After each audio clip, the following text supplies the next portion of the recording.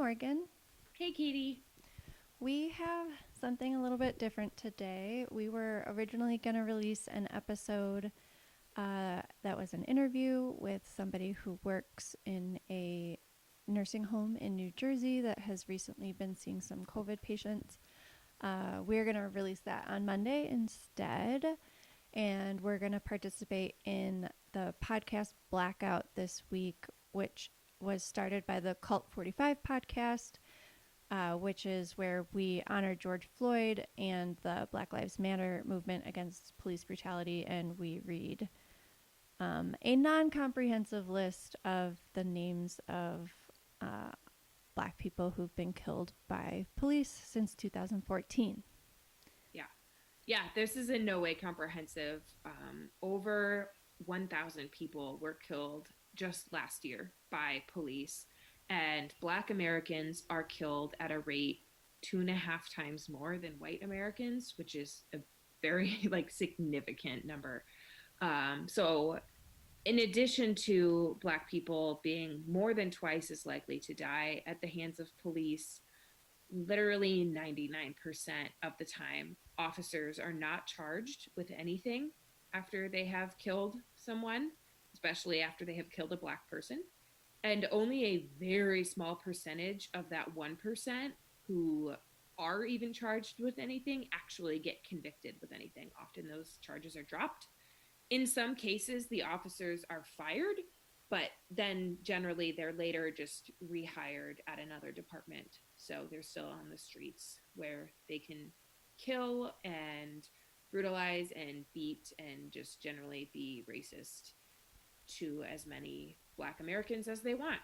Yeah, which is a particular problem because police have an incredible amount of power and authority in the United States, and they get to carry weapons, and there's not a ton of training associated with it, and it's generally been proven to be a very toxically masculine, very misogynistic, racist organization, which is why when you hear people talking about, that's why you hear people talk about defunding police departments and reforming police departments, which we will get to at the end of this. But first, we want to go through and honor each one of these names.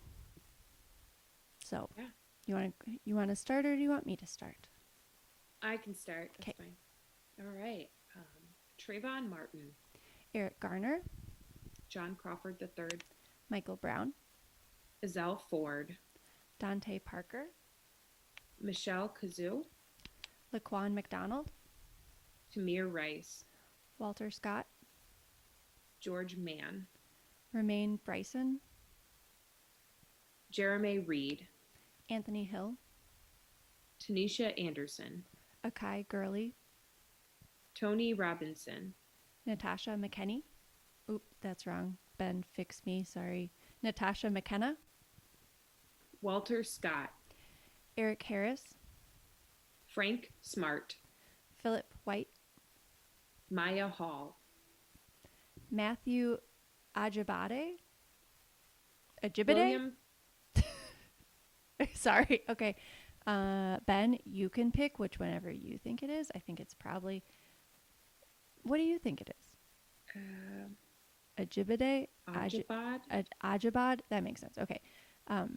Matthew Ajibad, William Chapman II, Jonathan Sanders, Victor Manuel LaRosa, Brendan Glenn, Joseph Mann, Freddie Blue, Alexia Christian, Albert Joseph Davis, Michael Sabby, Darius Stewart, Brian Keith Day, Salvador Ellswood, Billy Ray Davis, Sandra Bland, Samuel Dubose, Troy Robinson, Christian Taylor, Keith Harrison McLeod, Felix Kumi, Patterson Brown, Ashams Farrow Manley, Lamontez Jones, Alonzo Smith, Tyree Crawford, Jamar Clark, Michael Lee Marshall,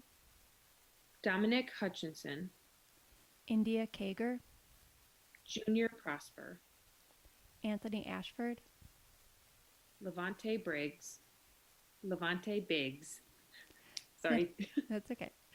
Nathaniel Harris Pickett, Betty Jones, Randy Nelson, Freddie Gray, Janet Wilson, Kevin Matthews, Richard Perkins. Michael Noel. Don't you think it's probably Noel? Okay, so I sorry, Ben. I did look some of these names up, Okay, and good I got job. very conflicting ways they're pronounced. Nobody will know. Okay, I'm sorry. Okay. It is Noel. You're right. Who cares? Well, I mean, Okay. like, I care. I'm sorry, but nobody's. Whatever. We'll do a Yeah, this corrections one corner said of somebody. Noel because there wasn't an umlaut. Okay. And I was like, okay. Um, Ben, cut this. Actually, I'll just pause it because Keith Childress Jr. My Sorry, it's Miguel. Miguel. Yeah, Sorry. I almost said Michael. And I'm like, No, no, I caught you by surprise. I'm like, that's the Spanish version. Sorry, Ben. Miguel Espinal, Benny Lee Tignor, Quintonio Legrier, Antony Scott.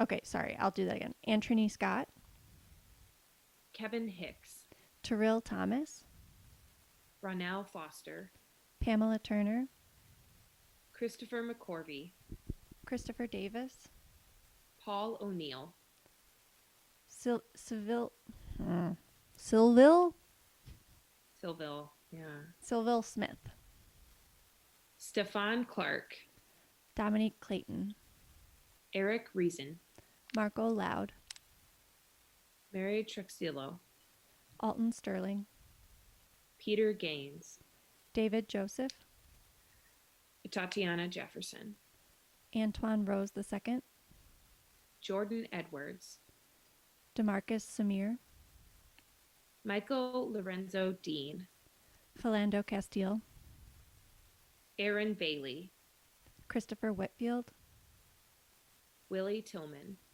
Terrence Crutcher, Ronell Foster, Kendra Diggs, Pamela Turner, Botham John. No, sorry. Botham Jean, yeah, Brianna Taylor, Tony McDade, Dion Johnson, David McAtee. George Floyd. Some of those names are even from since the protests have started, right? Yeah, some of those are just from the time the protest started. With the names, I am sorry if we mispronounced some of them.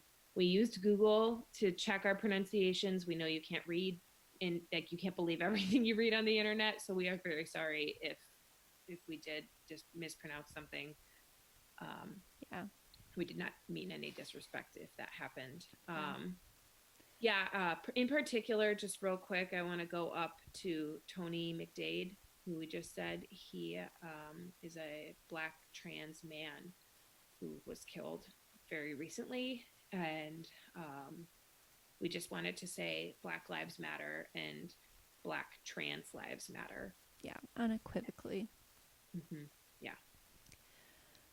One thing that in particular kind of not concerns me, I don't know how this is going to play out because as the protests continue against police brutality, the police brutality also continues, showing just how much you need those protests or how righteous they are. So I don't know what's gonna happen because I don't see it's like it's a force, an immovable. What is that saying? An immovable force or a unstoppable force meets an immovable object. Like I don't know what's gonna give. Yeah. Yeah. I want to explain the Black Lives Matter movement a little bit, just briefly, and then maybe we can talk about some goals going forward and what actions we've been taking as we've taken like a really good look at ourselves. But it's an international activist movement. It originated obviously in the Black community, and it campaigns against violence and systemic racism towards Black people.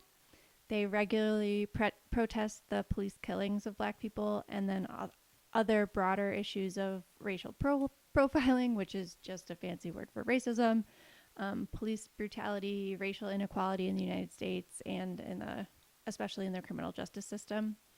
It really started in 2013, if you remember the name George Zimmerman.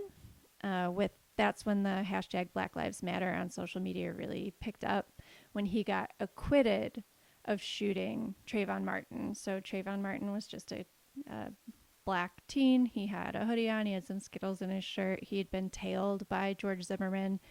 George Zimmerman started to attack him. Trayvon Martin fought back, and then George Zimmerman got acquitted of using the stand your ground law to shoot Trayvon Martin because he feared for his life, even though he was profiling Trayvon and he was following him around. So that was really the flashpoint when people were like, oh fuck no, you can't get away with shit like this. And ever since then we've been fighting against it.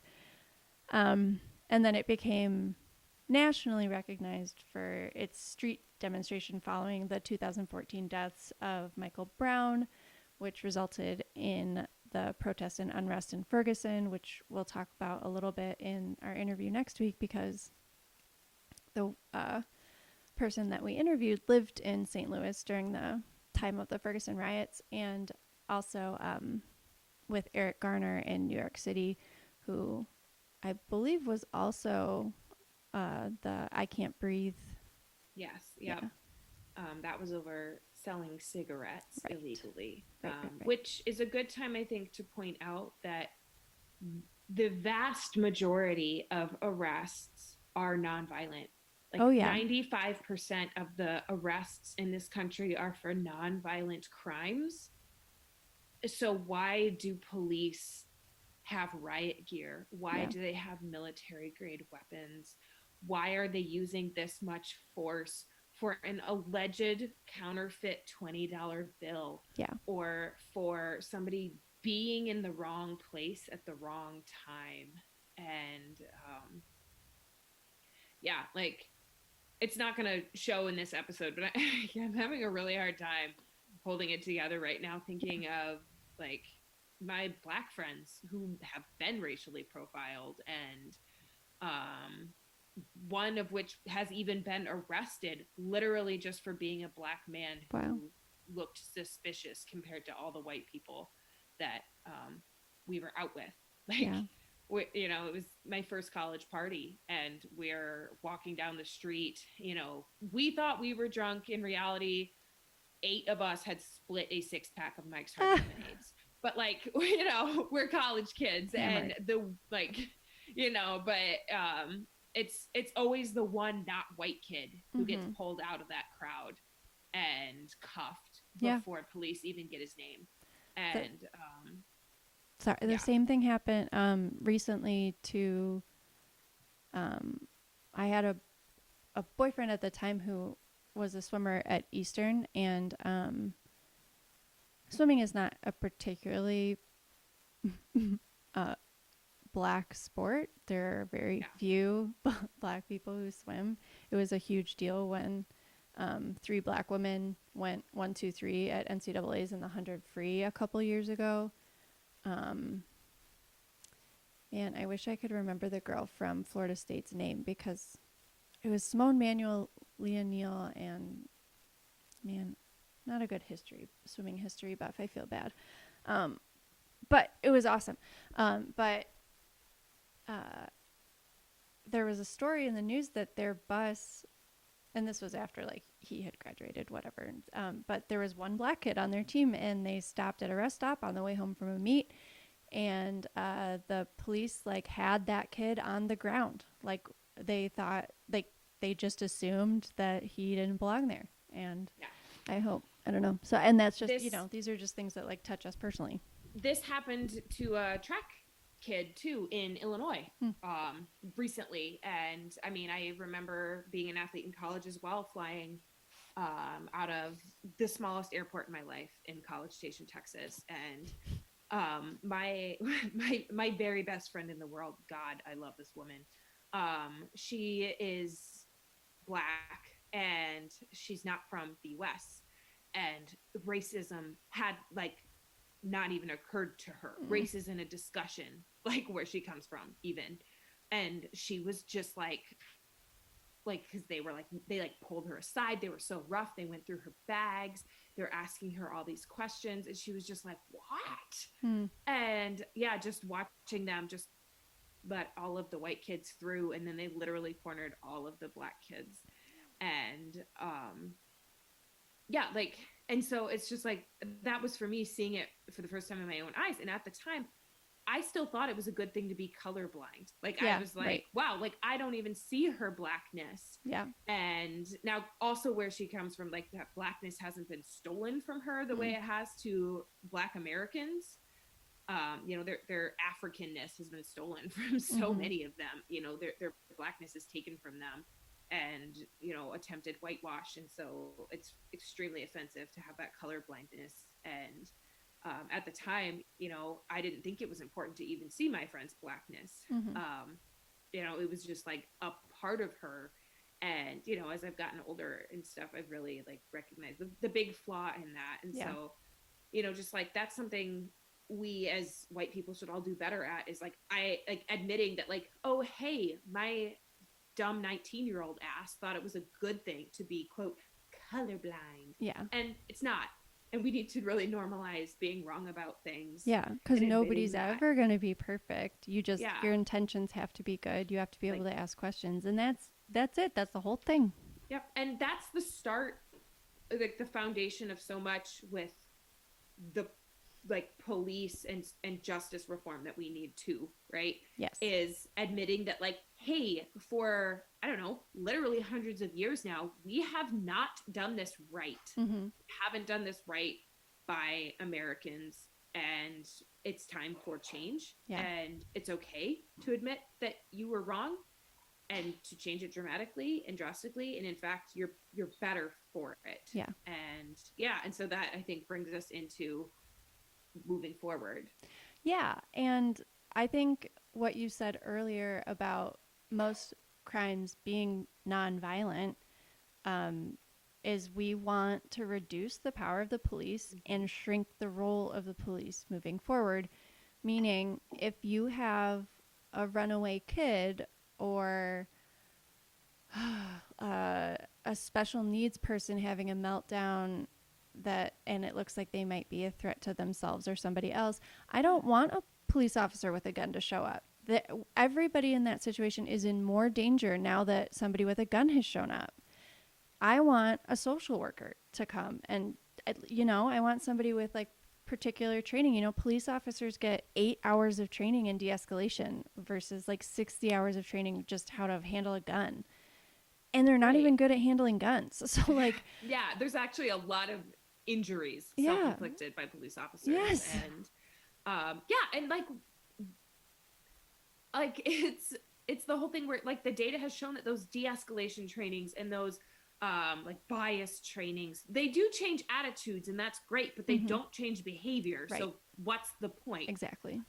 We need to mobilize people who are actually officially trained in that capacity. You know, if you're worried about your friend killing themselves and a police officer shows up with a gun, in what way is that helpful? It's not. Like that's not who we need showing up. And like, I mean, some of that isn't the police themselves fault. It's the whole systemic institution of the way we do things in this country's fault. Yeah. And like those kinds of systemic changes, like systemic problems, systemic racism in particular, require a lot of work. There, like systemic change is not fast. Yeah. It's going to be a long, slow process, and we should definitely continue protesting, continue being angry, and demanding immediate policy changes.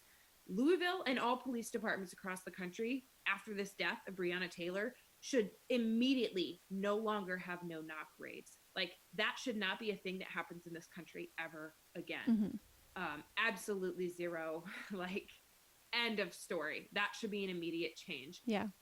But the whole, and those small pieces are like bits of that small, all those small actions, contribute to that systemic change, which takes a long time. Yes. This is going to be a fight for generations, as it already has been a fight for generations. Yeah. But yeah, like that's the whole point. Yeah. And yeah, I don't know. It's A lot of those. Sorry, did. Go ahead. Yeah, no, go ahead. Well, okay. So a lot of those like little pieces of how you fix it, they go together and they add up to be a big piece. And that is something that you can find out how you can help your community get better at campaignzero.org. So I follow them on social media. They are coming out with really easy, simple. I mean, I don't want to say easy. I mean, like, you're going to have to, if you are going to commit yourself to this work, which you should, and the place where I feel I can use my privilege for the most good is trying to change policies at my local police department. And campaignzero.org helps with that. So they have a list of 8. So like Morgan said, anti-bias training changes attitudes. It doesn't change behaviors. They have 8 policies at campaignzero.org that are evidence-based, proven to decrease police violence, police brutality, what's the word for it? Excessive use of force. Yep. And stuff like that. So I don't know. It has all the resources that you need. And a small group of people in my Indivisible group is already talking about how we are going to pitch this to our local police department. And I think that probably a lot of the other listeners to this, that's the kind of thing where they could make a positive difference.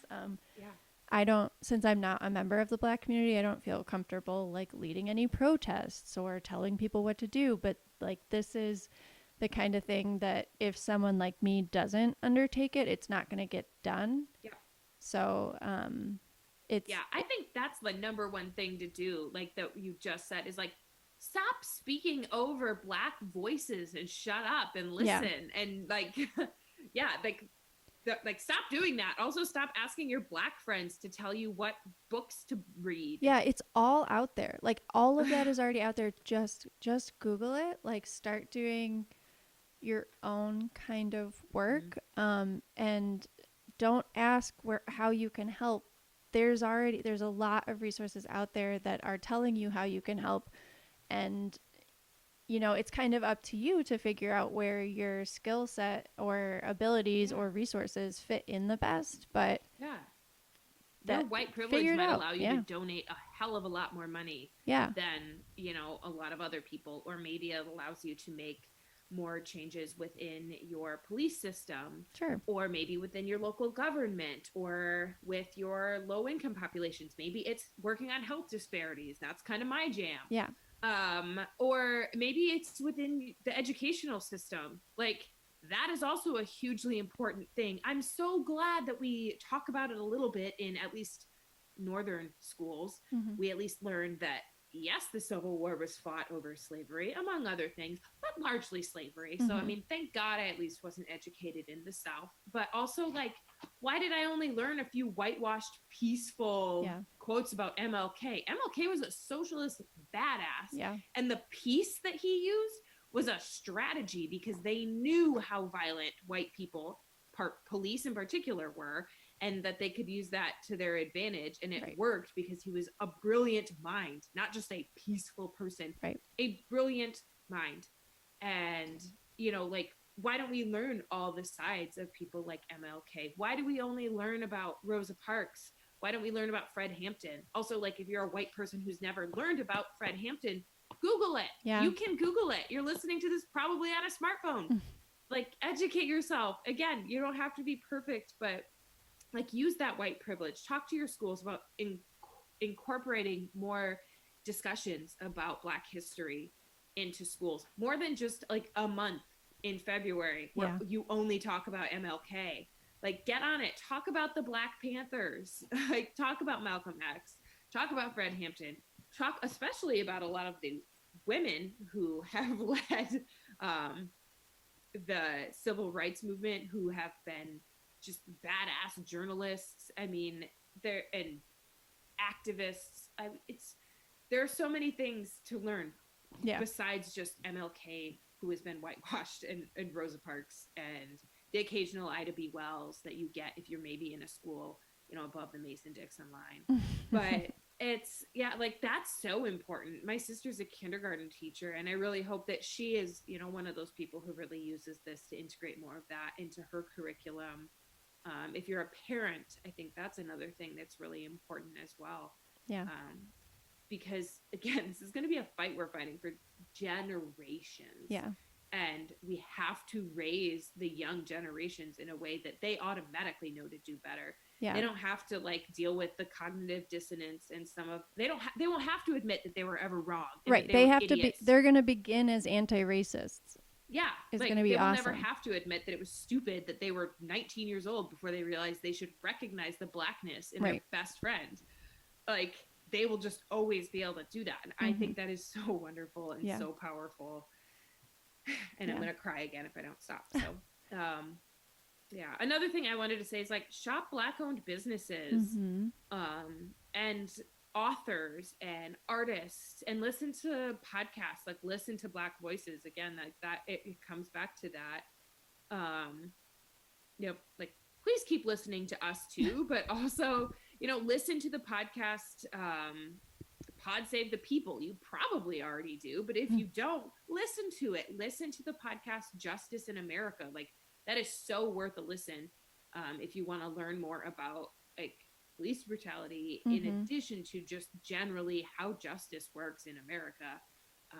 Those are really important things to know about. Yeah. You can also donate money to your local bail fund. I did the Minneapolis Freedom Fund. I did one in Chicago, and then I also did one in Philadelphia, because that is where our guest in our next interview lives. And I did a lot of research on my community's police policies and their budgets, just kind of to try to familiarize myself, to get ready to talk to them, just so we know what we're talking about. And I would encourage you guys to do the same. Now I can't remember the name of it, but there is like a website where you can check. They have like all the police policies of the 100. I think that actually might be Campaign Zero also. Yeah, Campaign Zero has that. And another place you can learn more about police violence, and I think importantly, the things that actually work to help change it. Behaviors, yes. Yeah, useofforceproject.org. So useofforceproject.org, you can learn about violence perpetrated by police officers, and most importantly, you can learn what works to help change it, and you can be an advocate for those policies in your community. So figure out what yours are. Important. Yeah, figure out what yours are. Learn about how the police and the county deputies work in your community. Learn about the things that they're doing. Learn about the things that can change it. Like, that's so important. Yeah. And yeah, like, use your voice for good. Right.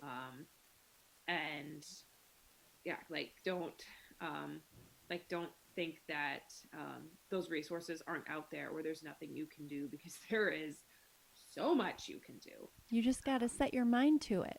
Yeah. And like, you just have to do it now. That's the other thing, is like the number of people who have either said out loud or thought to themselves, wow, if I'd been alive in the 1800s, I would have made sure I was a member of the Underground Railroad, and I would have hid Black people when they escaped slavery into the North. Or like, if I'd been alive in the 40s, I would have hid Jews because the Holocaust was bad and evil, and I would have done something to stop it. Like, chances are every single person who's not a member of the KKK has either said that out loud or thought that in their lifetime. Well, guess what? Like, you don't have to be alive in the past in order to do that, because you can do something now. Right. And We are if hurtling you're towards not, authoritarianism. yeah, exactly. Like, we're hurling rapidly towards authoritarianism, and we're moving backwards. And like, you can and you should do something now, Yeah. because if you don't, you're not going to like the world that you live in the future. Right. And also, like, you can completely stop thinking that you're a good, reasonable person. Yeah, it's it happens slowly. We've been experiencing it. Man, it's hard. I don't like you said earlier. This is a movement. Like the dominoes are kind of already falling. I I think these protests are going to be some kind of a turning point. It doesn't seem like they're going to de-escalate. I don't see anybody de-escalating them. And I don't see Trump trying to calm anything. This is really like an ideal situation for somebody who has authoritarian dreams, because they love chaos because they can exploit it. And I can almost guarantee that his plan is to try and suspend the elections in November because of the chaos. There's going to be some kind of like an October surprise. There's like Hillary's emails from the 2016 election that is going to like blow everybody's mind, but it's going to be contrived and planned and coordinated with Russia. I can almost guarantee. And they're going to try to probably suspend the November elections. I don't know. It's already in progress. I don't know what it's going to look like. I don't know how fast or slow it's going to happen, but I think that's what we're headed towards. Yeah, and just even on a personal level, if people in your life are responding to Black Lives Matter by saying all lives matter, literally just tell them to shut the fuck up, because they have no idea what they're saying, and they have a very narrow worldview. If you hear Black Lives Matter and your thought is, no, all lives matter, you're probably pretty racist. And also, you have such a narrow worldview on what power is. Yeah. Power is not a finite commodity. Power isn't like oil that once we use it all up, it's just gone from the earth.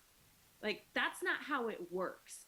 Giving Black people power and recognizing that they matter and that they deserve, not only like equal footing, but reparations for what they have experienced over, 400 years in this country, but literally like hundreds, thousands of years even before that. Thank you, colonists.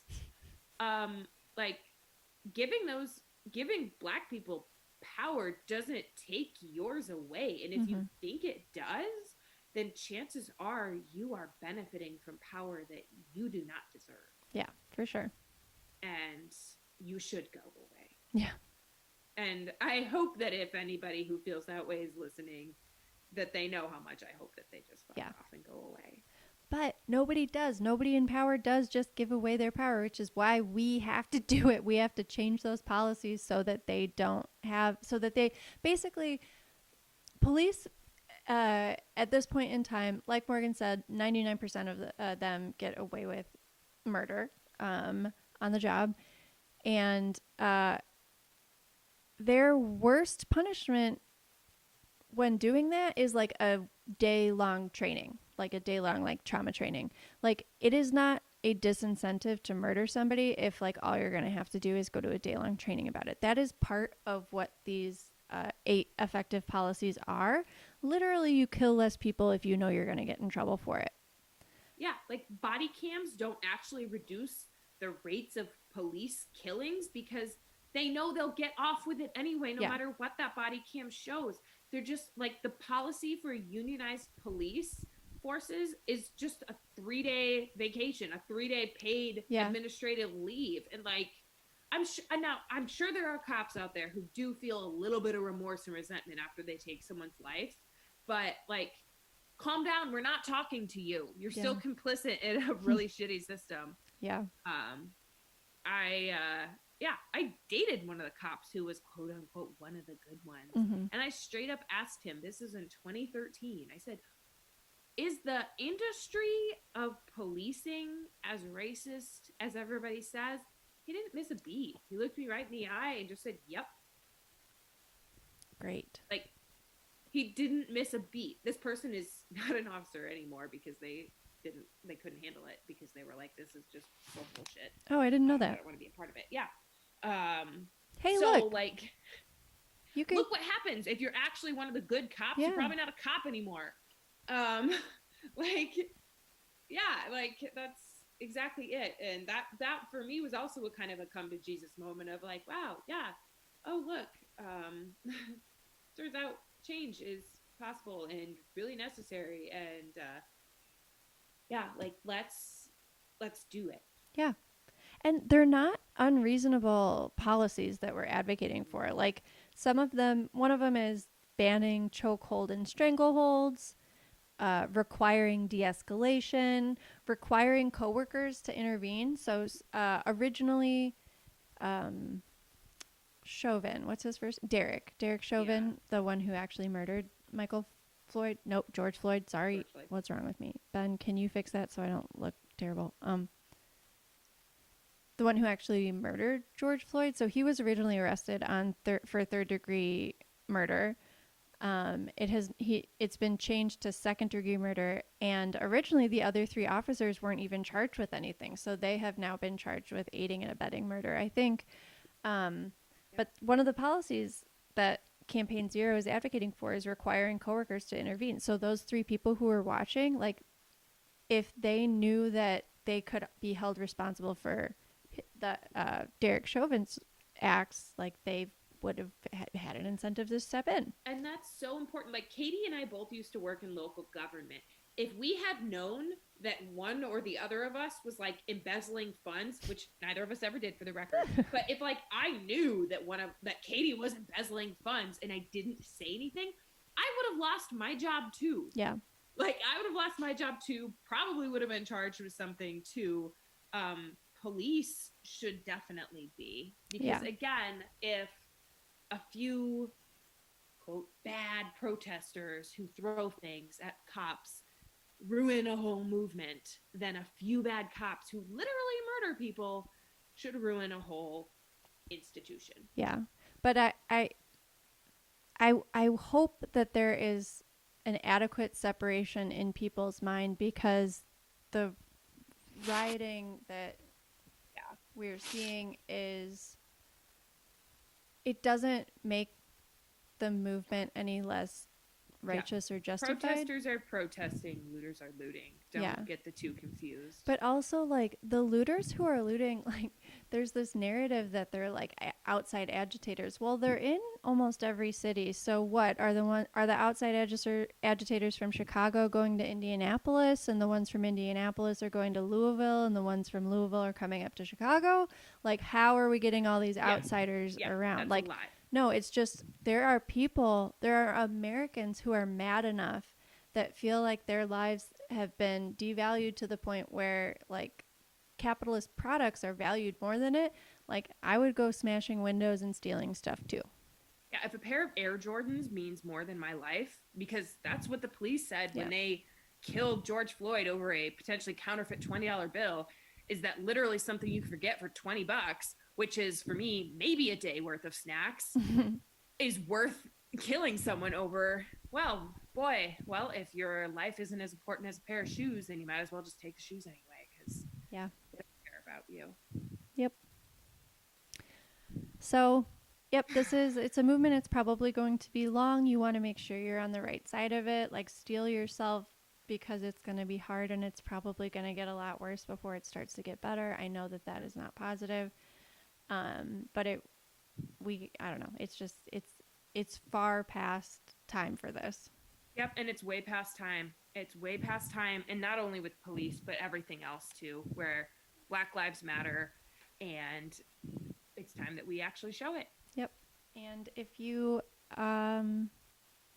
haven't seen any examples of extreme police brutality and violence and escalation, go find them, because then you are they're, clearly not on any social media. yeah, because that is what people are protesting against, and there is abundant examples of it. And it just, every time I see one, I'm just like, just goes to show Yep. how needed and necessary these protests are.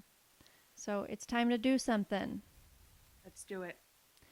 So we are going to leave you with a recording of Killer Mike from Atlanta addressing a crowd. He is one half of Run the Jewels. They actually released a new album today. I haven't listened to it yet, but he's just a really good orator and person, and this is a really positive, good message to keep in mind, and we should all be more like Killer Mike. Yes.